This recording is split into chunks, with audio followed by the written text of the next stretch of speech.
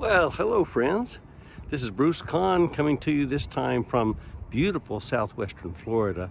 Southwestern Florida is in an area that is geographically technically in the subtropics, but actually is more tropical in many respects related to its vegetation and other biota, because it is at the southernmost point of Florida, and we're right now at sort of a higher point. It's squeezed between the Gulf of Mexico to the west and the Everglades to the east. Wonderful wetland areas, both marine and freshwater.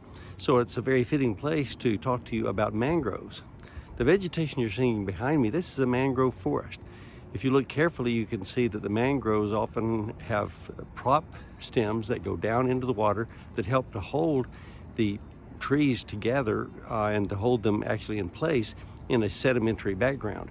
So mangrove forests are actually land builders. They can build up themselves in the water, and then they trap sediment that comes through and vegetation that comes through, and they can actually build the land and creep slowly into the estuary. The estuary being the area that is typical for mangroves, where freshwater and saltwater come together. So here we have the Gordon River in Florida flowing out into the Gulf of Mexico and forming these mangrove forests as they go.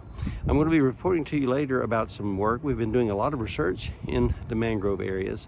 The most important research overall has been the work with various types of mosquitoes that live in these areas, especially Aedes taeniorhynchus, the saltmarsh mosquito that is a very aggressive biter and a real nuisance.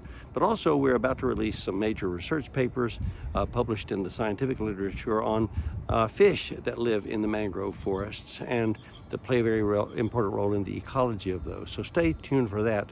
But also, while we're talking about it, know that the mangroves are very important because they are areas where bird life, fish life, all kinds of life, insect life and others flourish here. It's very important, again, not only to building land, but then to making these diverse habitats for various types of animals.